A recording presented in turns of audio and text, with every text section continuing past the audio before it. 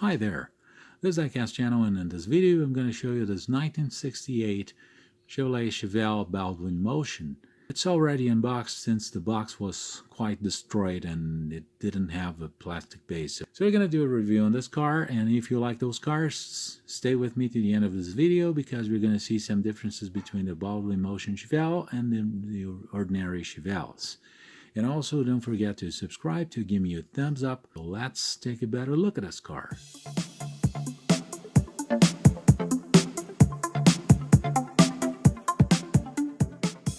And here we have the 68 Chevelle. 68 Chevelle is a completely brand new Chevelle compared to 1967. For 1969, it has some slight differences, such as the flat black stripe lower line that is not in flat black anymore, the front grille, which is different, the vent window, which is not in 1969, and the tail lights, which are different and do not come all the way all sideways, just like this one is here. And some more details in trim and interior, but basically they are the same car for 68 and 69. And this Baldwin Motion was a partnership between John Basin and Baldwin, which was a General Motors dealer in the United States. Joe Basin was from Brooklyn, New York, and he joined the Baldwin in a partnership to create some higher performance cars with some special features. This included the 427 engine, a tach in the case of a Chevelle, the mufflers that were also used in the Camaro, the Krager wheels with Goodyear white leather tires, and some more engine features that were included in the car.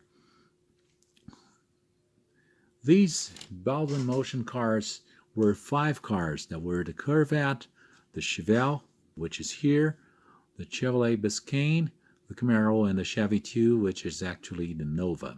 Later on, Chevrolet Biscayne would not be used as a Baldwin Motion car, but it would be replaced by the Vega, and the engine, instead of being a 427, would be a 454. So let's take a better look at this car right now. As we look at the front of this car, we can see that this grille mesh here was very well made. It could be painted in black to simulate a little bit better a real grille, but it's okay. It's very well made, and this can be further detailed, actually.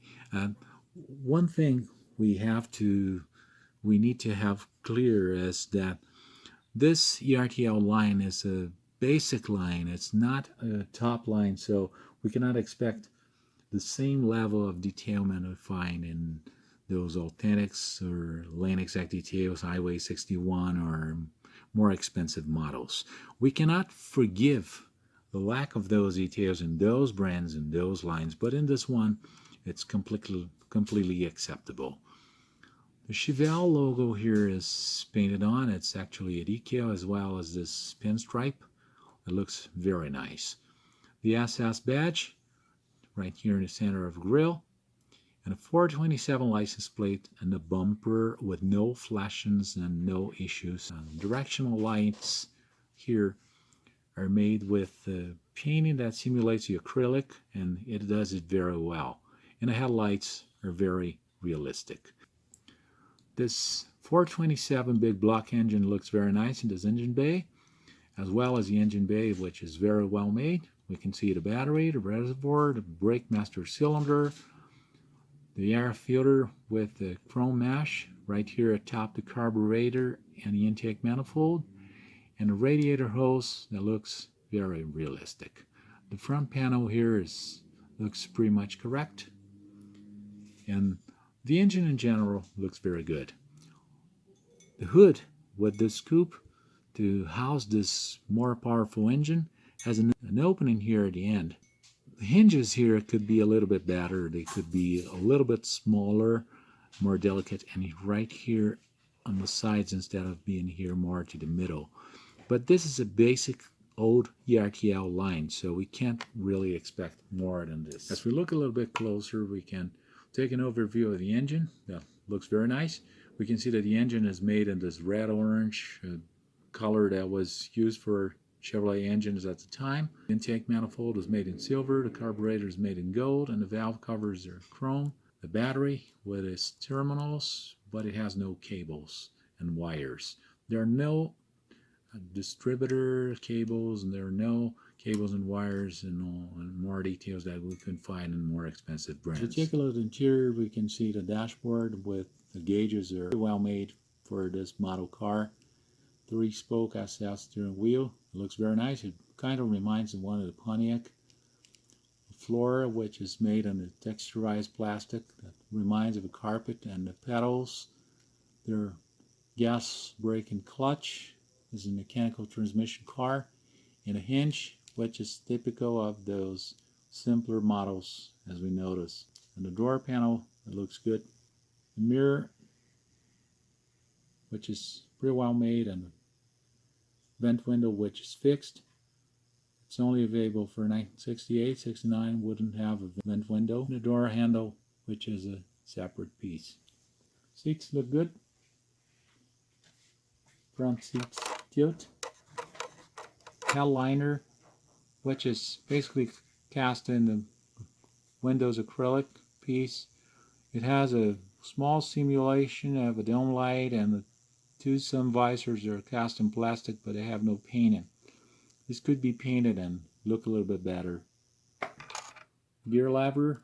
This is a mechanical transmission. It's right here in the central console. Glove compartment lid, which is fixed, and a trim that's made in silver color, and the middle of the dashboard with the radio and buttons and knobs, and a 3-spoke steering wheel. We can see a tack right here. That's what happens to Buick GSX and Pontiac the Judge. Look at the rear of this car. We can see the brand new rear for 1968. 1969 would have different taillights, brand new SS trim between the taillights. Those taillights look very nice. This trim look very nice. The SS logo, they look in the right proportion. There's an SS 427 Motion logo right here on the left, and on the right, the Chevelle logo that was coming at the time. The trunk lock is cast in metal.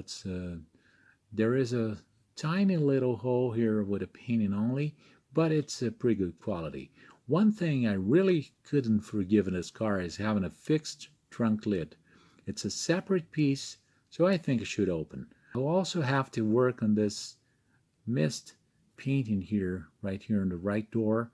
That it's stained here, but it's actually a place that was not painted, and I've never seen this kind of detailing in the ERTL model. The reverse lights are painted white here in the rear bumper. They are cast in plastic and painted on, and they look very nice.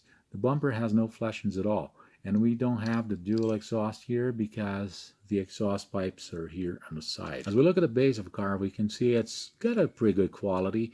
The difference between this Chevelle and the other Chevelles, besides those details I've mentioned before, are basically this, apparently this torsion bar in the rear axle, and those mufflers that have side exhaust pipes instead of having those regular mufflers you find in a real car on the other cars, the regular and ordinary Chevelles.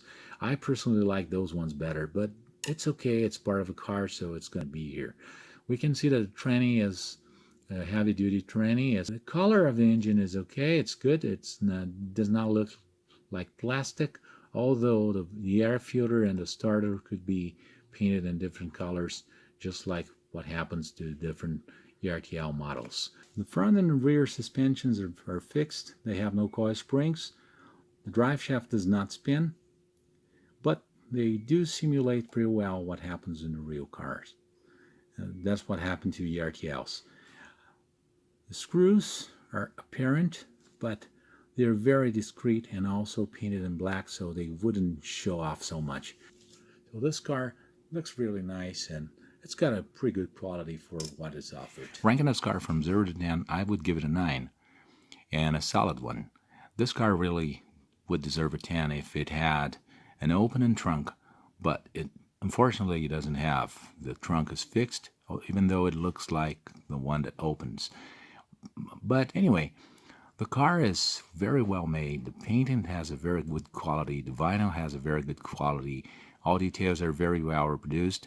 And the car is really outstanding and very nice looking. It's made by ERTL in a simpler line, so you really can't expect as much as you can expect from an Authentics, for instance. So I'd like to thank you for all likes and views, for all subscriptions. Please don't forget to subscribe, to give me a thumbs up, and let me know in your comments what you think about this car and about this video. Thanks for watching, and I'll see you in the next video. Bye-bye.